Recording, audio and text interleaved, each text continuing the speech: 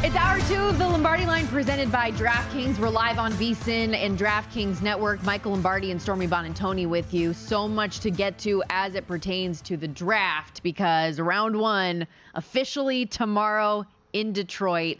It's hard to believe that we're finally here because we've been discussing these odds for such a long time. Yeah, we really have. I mean, you know how this offseason, we're week 11 of the offseason. I think we have like 24 weeks to get through to get to the games. But, you know, the buildup of the draft is so fun, you know, and these players get graded, you know, that every week they become better and better and better. And, you know, it's like all of a sudden you think we're in this, you're going to get these Pro Bowl players in every single round. So it's fun. And it's interesting, and you would have never thought that when Burt Bell went to Minnesota to sign a fullback, and he came back because the fullback turned down his offer, that his idea of the NFL draft would work. Yeah. And it did, and this whole media landscape of covering the draft is phenomenal. I mean, they're just reading names, and yet it's so good. It's and I'm a drafty. Spectacle. I love it. I'm a drafty. The mock draft thing, and nobody realizes this. I wrote about this in Football Done Right. The mock draft started in Long Beach because the Long Beach Telegraph, the newspaper out there, their writer was also the voice of the Rams. And so they were drafting then in January. And so in the summer, they decided to put together a mock draft on what the teams would do because everybody was picking in January. And then the mock drafts took off. There was a guy in Cincinnati named Jerry Jones, not the Jerry Jones, and we'll get to him in a second, that started this thing called the drugstore list. And he would literally just type out his views on these college players, and it took off. Our own Matt Humans has a mock draft out on VSiN.com. He's going to join us coming up in 15 minutes, get his perspective on the draft and the bets that he has made, the bets that you can still make, especially, by the way, here in Nevada, time is winding down because 24 hours ahead of that first round beginning, you cannot wager on the draft anymore in Nevada because of the Gaming Association rules. We'll also this hour have Harry Gagnon join us on the Progressive Guest Line, former sportsbook supervisor, now host of the Against All Odds podcast in his usual Wednesday spot. But before we get to some of the other news that has come out in the day, obviously, Michael, you've been in those rooms. You've sat in those seats. You use the word fun and interesting to describe the draft from where we're sitting now. But when you're actually sitting in that chair having to make the pick, what's this week like? What are the final 24 hours leading up to the day like? Well, they're just really a lot of just sitting around waiting, you know, and you've made your phone calls. You kind of have an idea, your board set, your trade board, which is off to the side, where you write down all the teams that you potentially could talk to. You know, like say you're Minnesota. Well, in their draft room, they probably have 5 or 6 scenarios of trades up on their board that they're looking at to determine where they need to go and how it needs to go. But the draft is a reactionary event. You can't really make a lot of deals. You could make a deal with Arizona today because they'll move. But most teams won't move until they know who they're moving away from. And so you can only prepare for that event. And that's usually what has happened this week. And then finally, you just, like, tomorrow's a long day, right? It's 3.5 hours. It starts at 7:30, 8:30. You know, by the time they turn the picks in, it starts at, 8 o'clock? Yeah. You know, you just basically, you want to block out the noise. You don't want to react to some stupid rumor that you know could be completely true or some Reddit thing that's going on that has no relevance at all. And just kind of focus on making sure you've got all your phone calls lined up and that you have your horizontal board perfectly situated in your mind. And you play that scenario. If we're at 14, if we're Pittsburgh and we're here, do we trade up to get the center? Do we sit tight? How do we handle that? And you just kind of keep that, but you're doing it kind of in your own mind with somebody else because you have too many people involved. It just clouds the issue. So I watched a video that Adam Schefter posted the other day of Monty Ossenfort last year in the draft room, making calls, wheeling and dealing with the Texans, wheeling and dealing, so on and so forth beyond that. And it seemed like, at least from my perspective, kind of thrilling. Like, you see Jonathan Gannon sitting over there just like, oh, yeah, like hyping Monty up as he's making the calls back and forth and telling him what to write up on the whiteboard. Is it an exciting thing to go through when you're on the phone? Or is it like, I want to get this over with and I want to be done? No, your blood's flowing. It's really great. You know, you kind of, okay, here's what we talked about. You want to do this. Can you make this deal? All right, you call in the league office because you have to call the league office to send the deal in so that the league office has the trade before it's consummated. So, okay. And you have such limited time, so the calls are quick. You got limited time. So you say, that's what he's saying to his guy. Write this up on the board. Send that into the thing. Here's what we got. Nick, we got a deal. Yeah, we got a deal. Okay, we're going to send it in. You send send it in, talk to you later. Boom, that's how it goes. But a lot of this has been preliminary done. It's been done when there's kind of a calmness to it. But then all of a sudden, once you get on the clock, you got to go. Mm-hmm. So Monty probably was getting that call from Nick before he was on the clock. Once Nick turned in that they were picking, once the first pick got turned in, once Bryce Young got turned in, that during that time, Nick and him were probably going back and forth. Here's what we'll do. All right, let me call you back. I'll call you right back. And then you're going back and forth. Somebody else may call in. No, put that up on the board. Let's see what's a better deal. What deal should we take? Okay, let's go here. No, we're doing that. All right. Mm-hmm. Call Nick back. Tell him we'll do that deal. And sometimes you've turned down other deals. You call the guy back and say, well, I'm not doing it. No. What do you mean you're not doing it? Okay, call that. Or you hang up and you just go to the next one. It's crazy. It's organized chaos, it seems like. But that's awesome. And it's got to be such a rewarding feeling, too, when you get the guy that you wanted or you get the compensation that you're fighting for and you feel like you got that little bit of an edge. Regardless, you're making guys' dreams come true that they've been waiting to have happen for their entire life, and getting to make that phone call is an unbelievable feeling. And the less people in the room, the more you're able to focus and concentrate, because you have too many people and you'll see these rooms, they're loaded. I mean, it's standing room only. It looks like Henry Hill when he was trying to get the table at the Copa. I mean, it's like nobody's in there. It's like you kind of need less people than anything. And I think that's in our room in Cleveland, it was very, Belichick's room is going to be very, very small because you got to focus and concentrate. And then you've got to be able to really understand how the teams behave. This is the teams that really, Joe Douglas, you have a profile on who he likes to pick. You're constantly looking at his selections that he's made over his time as a GM. You're also looking at a workbook that tells you who they brought in, okay? What players they brought in, who they've given physicals to, who they've worked out. So you kind of have an idea about where they're going. And so now that tells you, okay, I got to get over him to get the player I want. Mm-hmm. And that's where you're leading all this data. You're not relying on Mel, you're not relying on Adam, you're relying on, okay, they worked out. Like, for example, Atlanta has worked out every single quarterback in this draft. They've been to the workouts, they've taken time, whether it's Spencer Rattler, whether it's Michael Pratt. They've worked out everyone, including the top ones, but they've really spent time. So they're going to take a quarterback at some point, and you know that. And so if you like a quarterback, then you got to go get him. For example, we wanted to take a long snapper. We wanted to take a long snapper. We knew the Chiefs were working out all the long snappers, but we also knew they didn't have a pick at a certain point in the draft, so we could lock them out. Okay. And so you're constantly looking at that, and that's why you need to be able to focus and concentrate. You need to know the needs really well, and you need to know how they behave. How they behave is so damn important, right? Like, that just doesn't fit this guy. That doesn't fit this player. Like, you get the sense of who they pick. This is what Chris Ballard likes to do, okay, and you understand it. And that's really what you're focusing on. Well, if you've done it for a living, you kind of know, whereas everybody in the mock drafts, they don't really know how the grading systems work or how the teams think. And that's why mock drafts largely are just a mockery at this point. They really become so bad because they just, and it's not, I mean, they're fun to look at. They're engaging.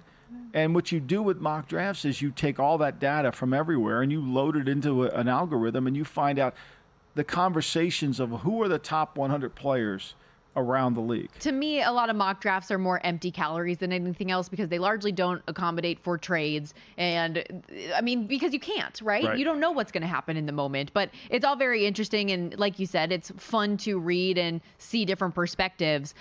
Great that you had a write up on VSiN.com this week as we get up to the draft about the Cowboys. And it felt very timely considering Jerry Jones was speaking to media yesterday, and he said a lot of things, which he always does, but this time pertaining to Dak Prescott and the status of certain contracts. It was very interesting. Take a listen to Jerry. You may be working on it and not moving anything but your eyebrows. Who in the world would think that we're not working on it? I work on it. It pops open at 2 a.m. sometimes. What your actually question is why don't you have something done and negotiated and put in the drawer? Well, we'd like to see some more leaves fall. We'd like to see some more action. I love that. I mean, he's right. I mean, they're working on it. They understand it. They're not sitting there saying we're ignoring it. Now, what I wrote about in the column is they It's nothing to do with them not signing Micah or CD or extending Dak. I truly believe Jerry, when he said he was all in, that was his all in. I think for him to catch a lot of heat for not having those contract done is ridiculous. I think the bigger concern is how many needs they have, how many musts that they have to get done for them to be able to figure this out. And that's where I get into a problem, because we know this: the NFC East has never been a repeat conference, right? The number one winning team in the NFC East are the Cowboys over the last 10 years. The number 2 are the Philadelphia Eagles. And then after that, it just goes downhill. The Giants haven't won a division in 10 years. The Washington team has won 2, and one of them they were sub 500. And the Cowboys have won it 5 times, and the Eagles have won it 3. So for Jerry to get back there, he has too many of those on paper that he needs to add. Paper depth is meaningless. And so when they have these, can they find a corner? He has way too many can they find this player. And that's my concern about the Cowboys, and why I think the under 9.5 is more relevant. They have been a team that's had success drafting and developing, but like when you've done nothing to better your team like they have this time around, it's hard to stomach them getting better this year when you have a lame duck coach, a lame duck quarterback contract right now as well, and you got rid of Tyron Smith and you got rid of Tony Pollard, and who's going to run the ball for this team? I don't know. We have a lot of questions, so I understand where you're coming from there. We're going to hit the break. Matt Humans will join us coming up next.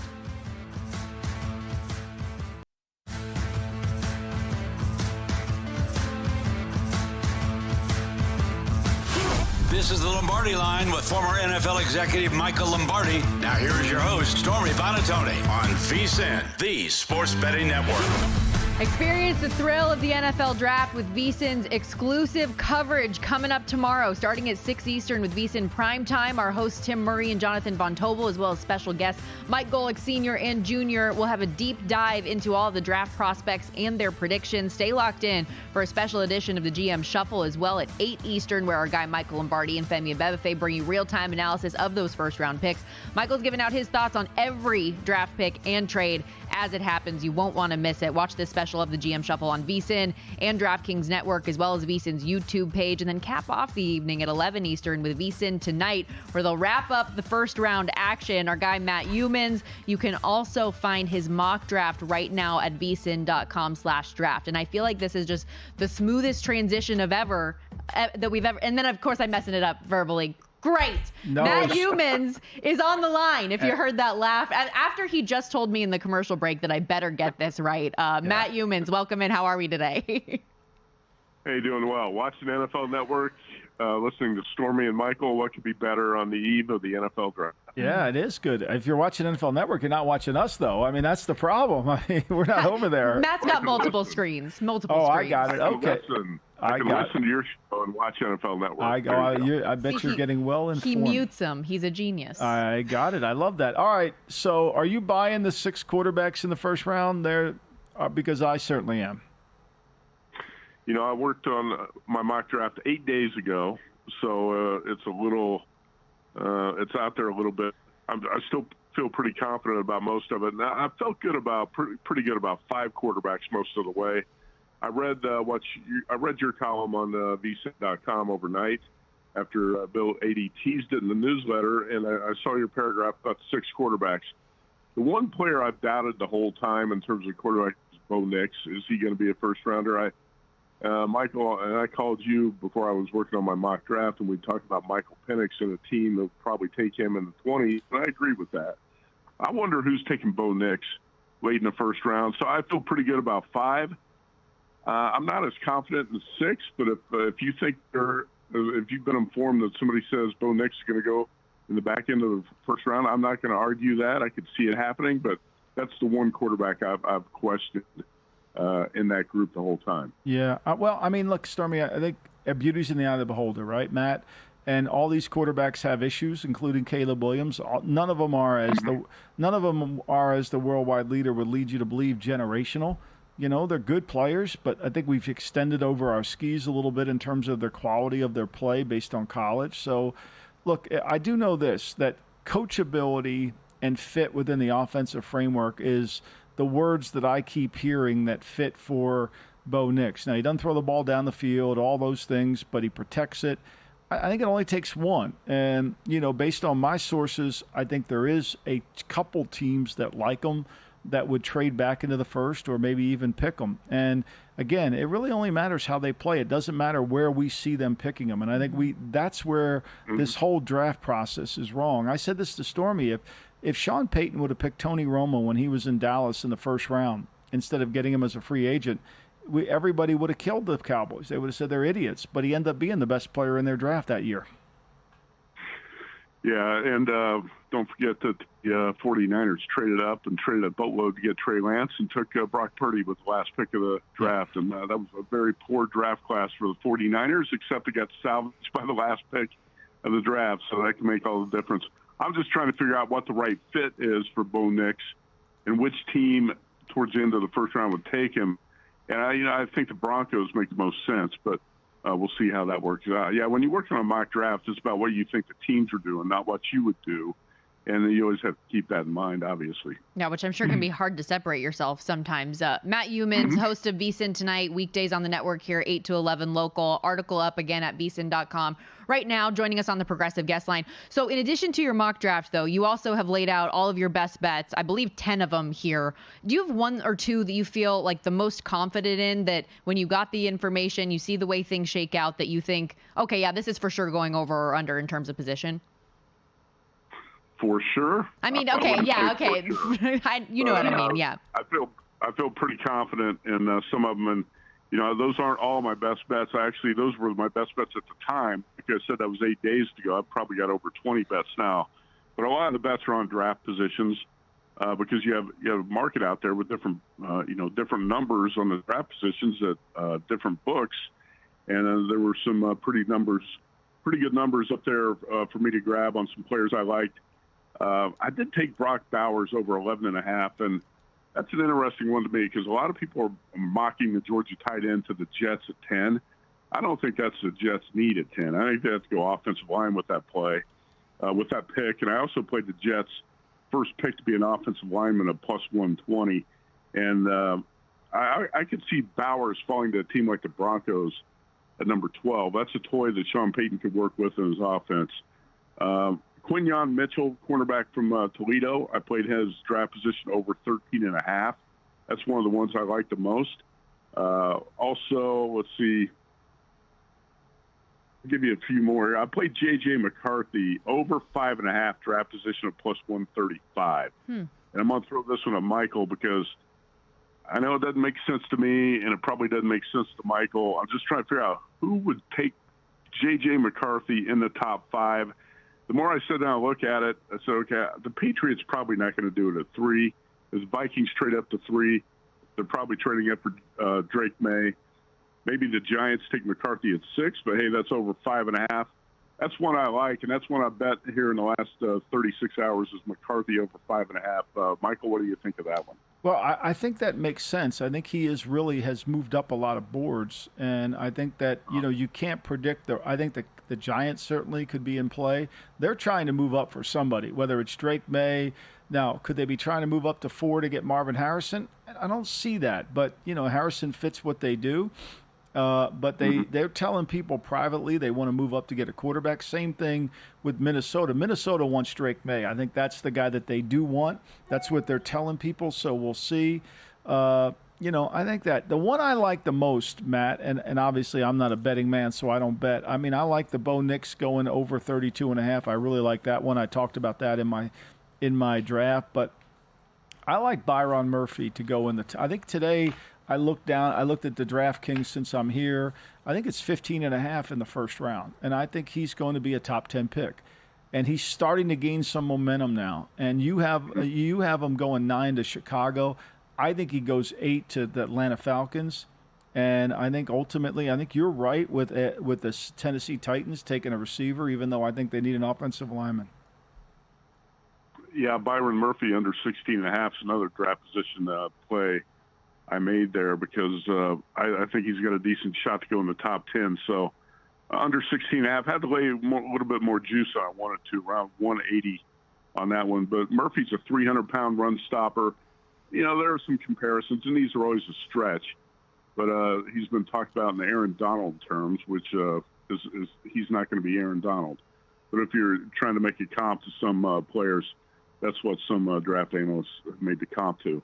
So I think there's a pretty good chance that Byron Murphy goes under that number of 16.5. And again, for those who don't know the draft position, how that draft position stuff works, if it's over 16.5, that means 17. Under 16.5 means 16. And some do get confused on that. I'll say this. In my mock draft, I got Rome Odunze, the wide receiver from Washington, going one pick ahead of Malik Neighbors, wide receiver from LSU. And if I had to do it over again, I would flip those, because the more I read about scouts' opinions and what the NFL thinks of the two wide receivers, it sure looks like Malik Neighbors is going to be the second wide receiver off the board, not Odunze from Washington. And that's one thing I would flip a little bit there. I know there are a lot of scouts that like Neighbors a little bit better than Marvin Harrison. Yep, that's true.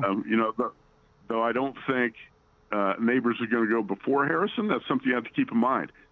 What happens in this draft almost every year is there is a pick in the top 10 that makes you almost fall out of your chair, if not fall out of your chair completely. I can remember the one I'll never forget is 2019. We were at the VSiN studio at the South Point during a live draft cast, and the Raiders at number 4 took Cleveland Ferrell, defensive lineman from Clemson, and I seriously about fell out of my chair. I did too. 2 picks later, the Giants took Daniel Jones, quarterback from Duke, at number 6, and nobody had mocked those two things. I could give you an example from a draft every year since 2019 of picks like that, but there's going to be probably a major surprise in the top 10 that nobody saw coming too. Yeah. He's right. He is right. If you take Daniel Jones at 6, why wouldn't you take J.J. McCarthy? It's better player. Again, it's how they play, not where were they picked. No question about it. Matt, you're awesome. Thanks so much for joining us. Thank you, Matt. See you tomorrow, Matt. Looking forward to it. Bring the pizza, Matt. Okay, sounds good. Follow him on X at MattHumans247. And of course, like I mentioned, check out the article on VSiN.com right now with his draft projections and best bets for round 1. A handful of them. The Brock Bowers one I did find particularly interesting. I just keep questioning, are the Jets going to mess this up and not get more offensive line depth? Yes, are they going to go? Are they going to go for the flashy player? Yeah, they are. Sure, they are.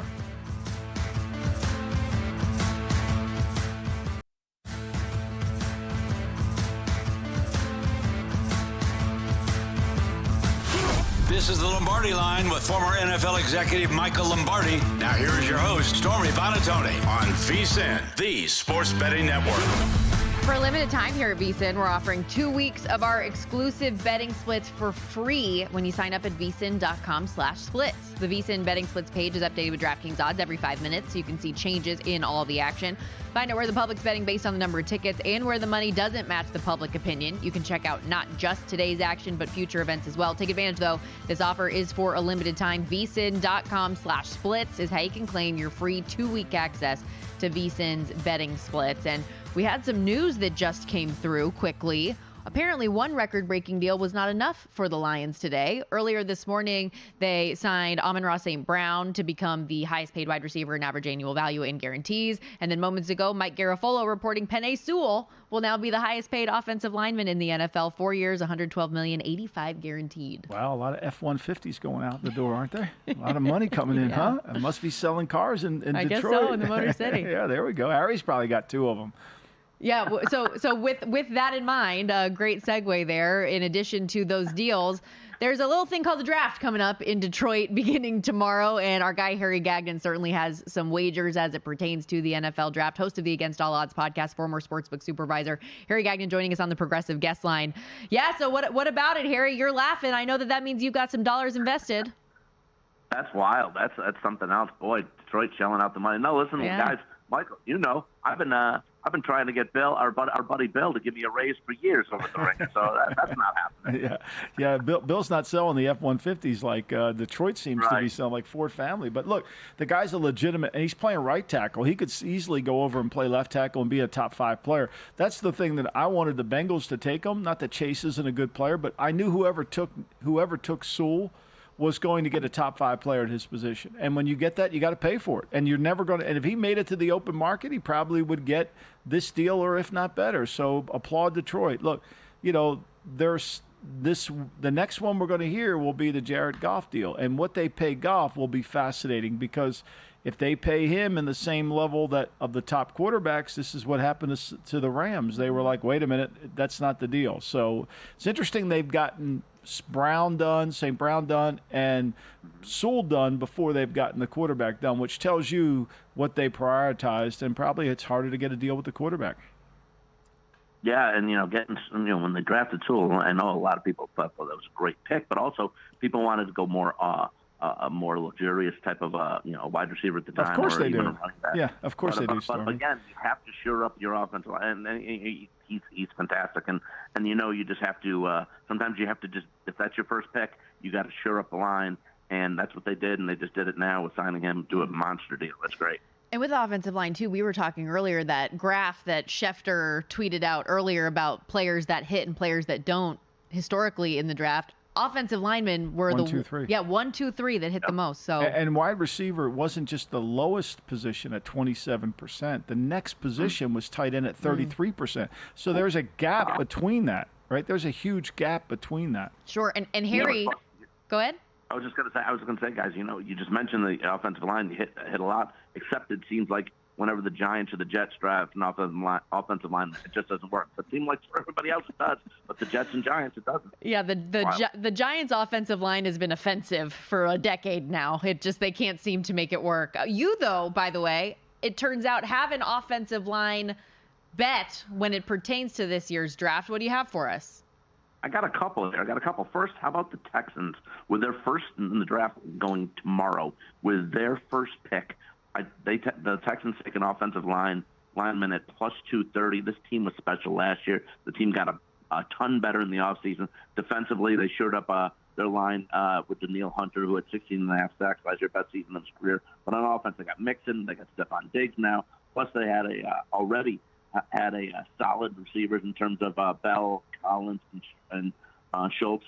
Need to bolster that offensive line for Stroud. Stroud did get sacked 38 times last year. That's the one missing part. Get another offensive line in there. He could be he was an MVP candidate last year. Midway through the season, he could be again, and he probably will be an MVP candidate this coming season.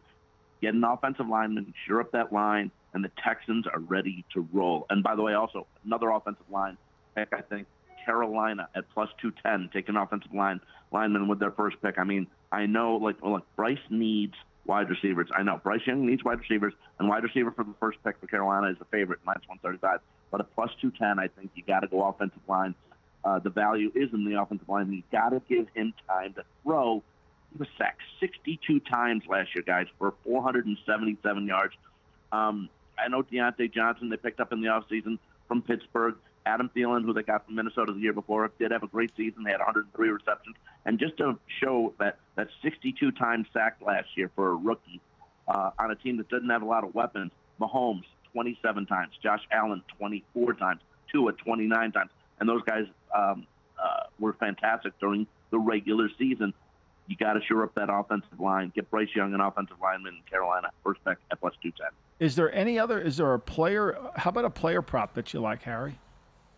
You know what? How about this one? I like Ladd McConkey from Georgia, plus 250 to be drafted, wide receiver out of Georgia, to be drafted in the first round. Not only is he a great receiver and fast, he ran a 4.39 at the combine, but this is a guy who can be the X factor on your team on offense.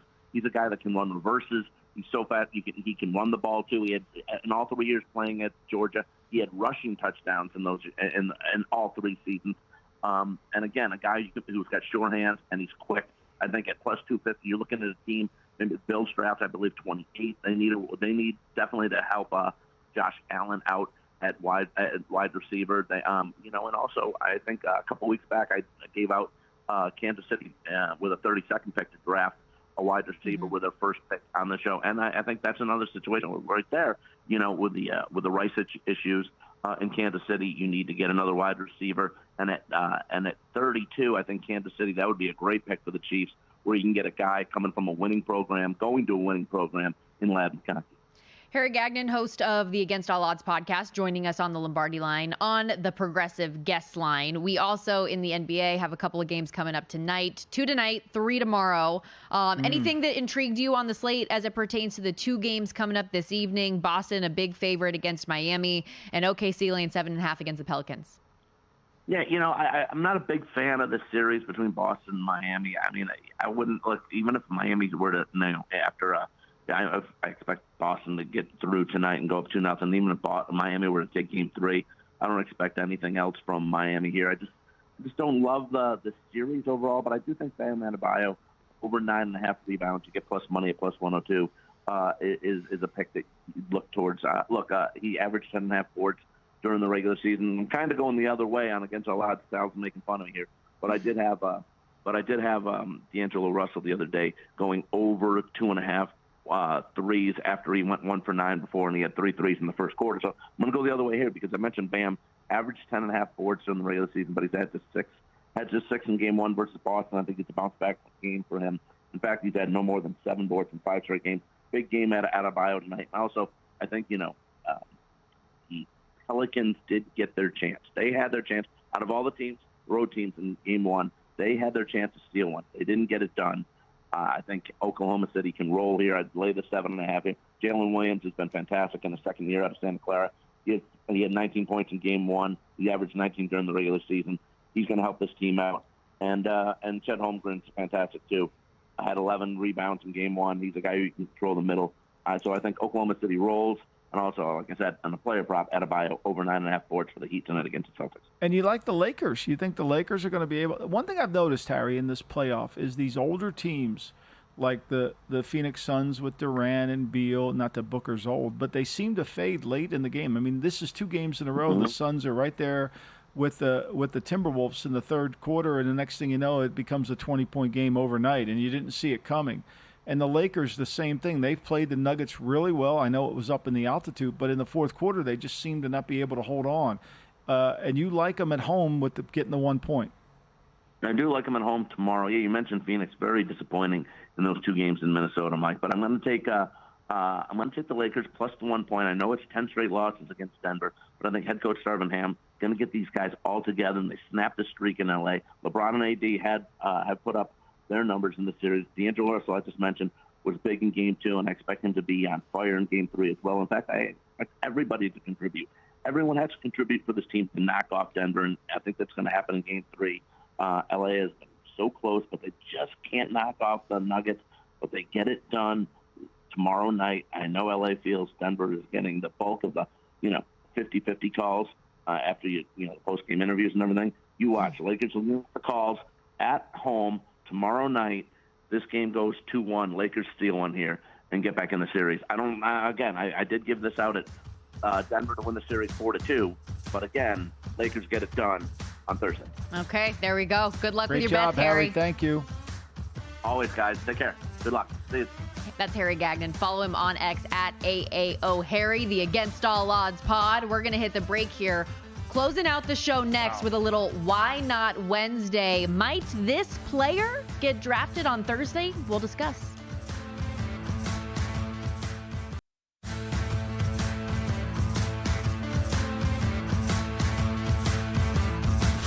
This is the Lombardi Line with former NFL executive Michael Lombardi. Now here is your host, Stormy Bonatoni, on VSiN, the Sports Betting Network.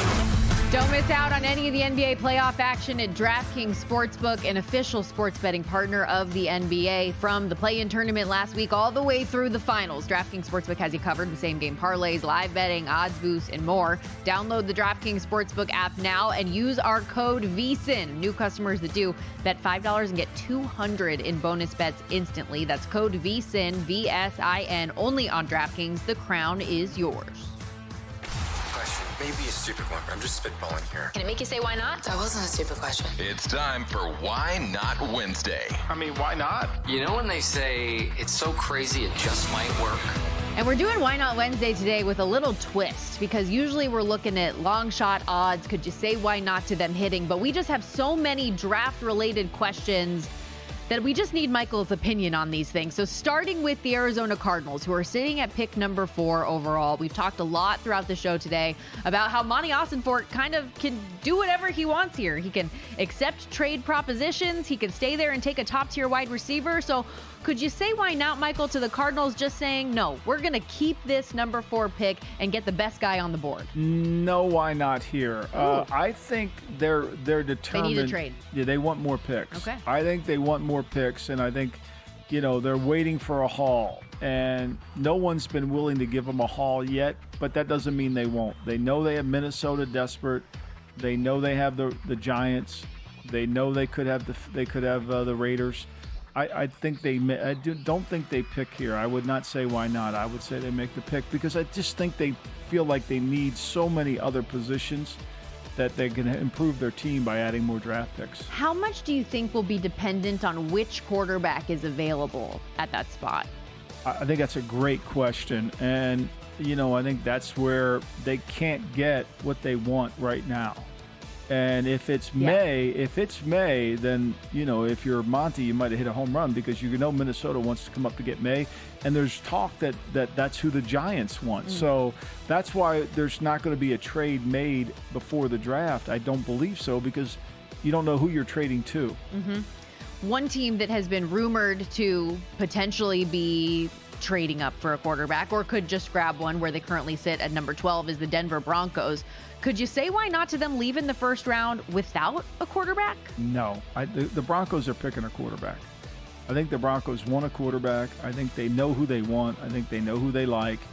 The Zach Wilson thing, and the Jets thanked him for his contributions. I just want you to know. What was that? There was not a single reply or quote tweet that was positive. Why even do that to the poor kid? Why do that? Let's let him just slink out of town. For what? Slink out of town quietly. Why did you have to thank him? He should be thanking you. I think that has no relevance at all. I think that Sean Payton knows. See, here's the issue for Sean Payton. He doesn't have a second-round pick, okay? He can't get to 33. He can't get to 34. He can't get, unless he trades away next year's one, and those teams are don't want to do that. So he's going to have to get up there. And for him to get up there, why? If you like a quarterback, maybe you trade down or just pick the guy. If you have conviction, just pick him. Who cares what Mel says? Who cares what I say? Who cares what anybody says? You have a track record of picking good quarterbacks. You know quarterback talent. Pick them. And probably after having Russell Wilson thrust upon him and now still having to pay that contract out, he wants his guy. Exactly. So makes too much sense. How about this one? Could you say why not to more than one defensive player being taken in the top 10? Why not? I think the corner, Mitchell, I think this corner market has been really misaligned by the mockers. The Alabama corners, and if you talk to anybody at Alabama, if you watch Alabama tape, they're not shutdown corners, okay? There's really, maybe it's the Mitchell is and Wiggins from Clemson. So for me, if you want to get a corner, I could see the 10th pick being the corner. I could see Philly trying to trade up to get to 12 or trade up to get that corner. Hey, I could see Philly trading with Denver to get the corner, and Denver goes back to Philly at 22, and they get Bo Nix there. I could see that easily happen. In the mocks, I feel like there's been a lot more love for defensive linemen and D-tackles and edge rushers than there has been corners. But, a couple really, really talented guys that could be taken earlier. How about this one? More offensive tackles to be taken in the top 10 than wide receivers. Both positions considered to have a lot of talent, a lot of depth, but wideouts certainly the stars of the show, right? They want to take 25 of them in the draft. Can we get more in the top 10? And there's 27% success ratio on taking them. Yeah, it does. Yeah. I would say this, because I believe Tennessee is going to take a receiver, I wouldn't say why not to that. Yeah, I truly believe they're going to take a receiver. Because Brian Callahan believes that you build a team outside in. And he's got his dad as a luxury. He feels like my dad will make every player better, which is true. I agree with that. But you can't control the game. And so if they pass, I think they'll pass. I think they'll take Ndunze, they'll take Neighbors, or they'll take whatever receiver makes it to them. I think it's just one of those three. I don't think it'll be they reach for someone else. You'll get a nice plus money price on them to take a wide receiver right now. I think it's like minus 310 for offensive line for Tennessee. So Michael Penix Jr., could you say why not to him becoming a top 10 quarterback in his NFL career? Yeah, I could say why not to that. And here's why. I think he throws the ball really well. He's smart. He makes good decisions. He's a pocket passer. He's got an arm that can reach anywhere on the field. And if he goes to the right team with the outside receivers, he can really do damage. He throws the ball inside better than Jaden Daniels does. Jaden Daniels only throws it outside or runs with it. I mean, that's what he does. He's a good player. But Jaden Daniels has over 1,000 yards rushing, Stormy, and a lot of that is because when the play breaks down, instead of making a second play, he just takes off and runs. So I like Penix. I'm higher on Penix than I think a lot of people. I really like Penix. I've said this about Penix since the first time I saw him, that Al Davis would be his quarterback because he's big and he's got that arm and he throws the ball with great accuracy on the third level. So speaking of the Raiders, they obviously have one of those early picks. There's been a lot of talk about Antonio Pierce trying to trade up and see if he can get Jaden Daniels, but would Michael Penix be the guy potentially for them at 13? I could see that. Now, he doesn't fit Luke Getsy's offense of the West Coast, kind of, smash sevens and flats and, all that. He's not I would say, a rhythm thrower. I don't think his arm is as often tied to his feet. They would have to reconstruct that. Tom Telesco has, he picked Herbert in the first round when he was there. He would have picked Tua, and he openly says that. He would have picked Tua if Tua would have made it to him. So I think, to me, a lot of it depends on the harmony between the coach and the player. I don't think that could ever happen in Las Vegas because Telesco has the authority. Like when they signed Gardner Minshew, I think anybody realized that they were signing Gardner Minshew. There's been a lot of odds movement nationally for the Chargers odds to take a quarterback in the first round. Opened 100-1, wow. 15-1 yesterday. Now you can find anywhere from 9-1 to as low as 6-1 for the Chargers to take a quarterback. So people are trying to make the connection. Jim Harbaugh loves J.J. McCarthy, been hyping him up so much. Could they take J.J. McCarthy? Not people, the worldwide leader. Mike Tannenbaum started this. From ESPN. Adam Schefter at ESPN also shut it down this morning as well. He destroyed it because it makes no sense. Because this isn't something you can do as spur of the moment. You've got guaranteed money in Herbert. You just can't. This isn't trading cards. If you want to get rid of Herbert and you want to pick McCarthy, you've got to orchestrate this along the way, right? You got to orchestrate this along the way. You just can't do this on the phone because you've got guaranteed money. You've got a lot of things going on. So it makes no sense at all on paper. It makes no sense at all in terms of what we've been hearing and how much they love Herbert and how Herbert's bought in and all that.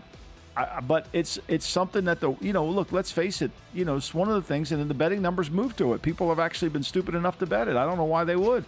Schefter said, a sucker is born every hour or something that. But his own network started it. His own network started it. I mean, Mike Tannenbaum from the former GM he's the one who started. He's the one who's putting it out there. And maybe he put it out there because I don't listen to him. Maybe he put it out there as an idea. Hey, maybe they could. And then people run with it. So, it makes no, to me as a football person, it makes no sense.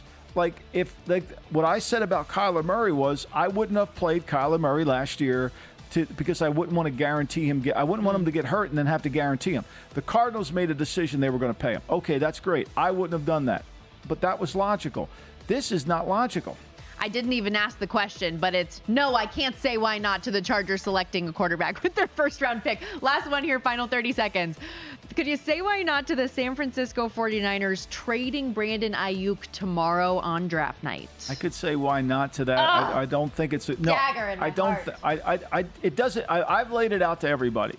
Who are they trading him for? And if they can't replace him, look, remember this about the Niners, and no one wants to say this, but they don't have vertical outside speed. They're an inside passing game. They need Ayuk to be able to stretch the field outside. They need that badly. If they don't have someone to replace Ayuk, they can't make this deal. They need something to get over the hump of making the Super Bowl and never winning it. They need more defensive scheme. That's what they need. Okay. 49ers sitting at pick 31 in the draft tomorrow. We'll see what ends up happening with or without Brandon Ayuk. That's a wrap for us today. We'll be back here tomorrow, same time, same place. Michael Lombardi in person. Tomorrow's draft day. We're here. Yes.